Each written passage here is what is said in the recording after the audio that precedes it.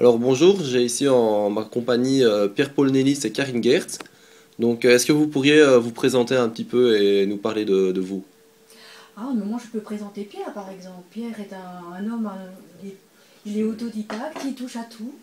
Il me touche aussi. Autodidacte. Il est peintre et il dessine admirablement bien. Il écrit pas mal. Il y a d'ailleurs un de ses livres, c'est celui-ci, Axel et Gilles. Et son prochain va sortir donc au mois de fin mars, c'est ça, hein, je pense, le 21 mars, hein, il va sortir.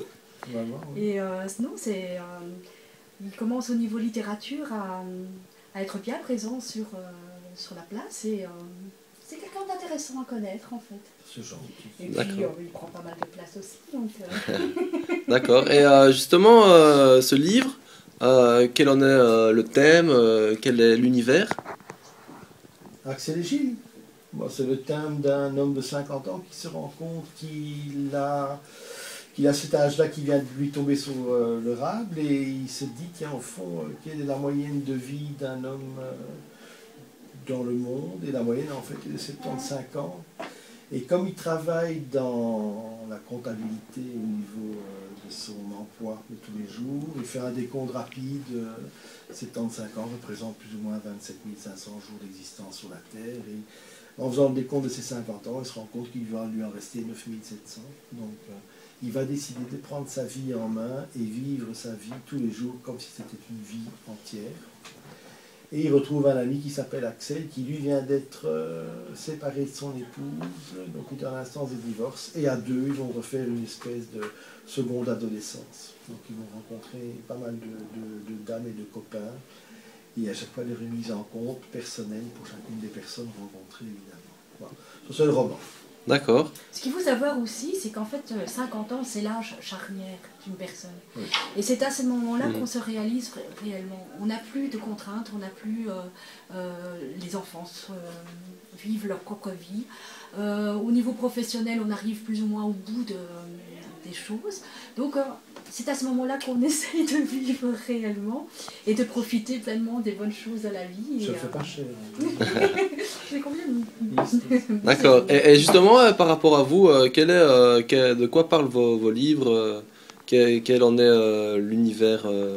Ah, mes livres Non, moi, sont je peux le toujours... dire aussi, hein, Bah, voilà. parce que tu dis toujours tout là. En fait, Karine est pleine de talent, hein, donc elle est un petit peu plus jeune que moi, même si ça ne se voit pas. Elle est une femme qui a énormément d'imagination et sa grande personnalité, c'est qu'elle arrive dans chaque roman qu'elle sort à prendre une nouvelle identification sur l'écriture. C'est-à-dire qu'elle va prendre un thème bien défini. Par exemple, Clara, ben, c'est l'histoire d'une femme qui a une quarantaine d'années, qui arrive vers les 50 ans, et cette femme fait appel à la solitude aussi bien personnelle que conjugale que sexuelle, on va dire, puisqu'elle vit seule, et alors elle se dévoile comme étant une femme qui a besoin de tendresse, besoin d'amour, tout simplement, et bon, le livre raconte un petit peu tout cet aspect-là. Golgotha, par exemple, est un très chouette bouquin. Moi, j'ai bien aimé Golgotha parce que ça remet en question la résurrection du Christ. Et donc, Karine va s'imprégner de toutes des choses réelles au point de vue historique et elle va mélanger dans ses romans tous les aspects authentiques. Par exemple, Mondelez ici, bon, ben, c'est une histoire d'amour entre une femme pygmée et un homme... un agent territorial. Un agent territorial belge, bon, à l'échelle des valeurs. Bon, c'est vrai que mettre une échelle de valeurs face à une pygmée, c'est pas mal. Voilà, c'est pas mal. J'aime bien, c'était pas mal dit ça. Hein, voilà, et, mais elle écrit très bien et on redécouvre le Congo à sa façon. Et puis emporter une pygmée avec soi en bagage, comme bagage, par exemple dans un cabriolet, ça ne prend pas beaucoup de place. C'est pour ça que je l'ai prise aussi parce qu'elle est fort petite. Hein. D'accord. Voilà. Et sinon, je vous n'avais pas parlé d'une tombe trop bien fleurie. Oui, une tombe trop bien fleurie. Alors là, c'est merveilleux. Ça, c'est un livre extraordinaire que je conseille à tout le monde. En fait, c'est ce qu'on appelle un roman collectif. J'ai eu la chance de participer à une sélection d'auteurs francophones à travers, on va dire, le monde mondial. On était 630 à se présenter et j'ai terminé dans les 20 premiers. Donc, c'est quand même belle échelle de valeur par rapport à la Pygmée aussi. Donc ça me place quand même assez... Je donne toujours pourquoi ça.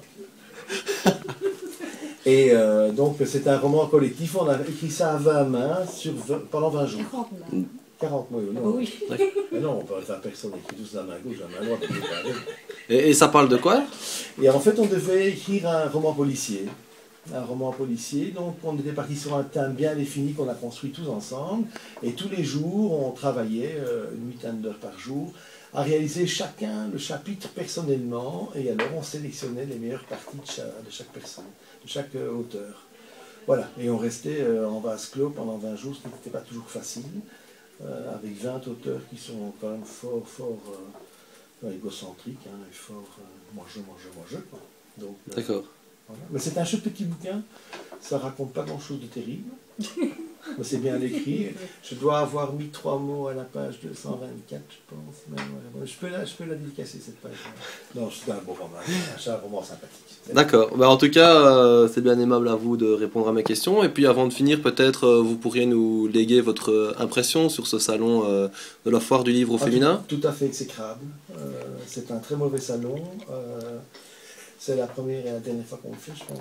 Et il y a eu, je crois qu'il y a eu trois achats. Hein. J'ai acheté un sandwich, jambon fromage et 2 bières.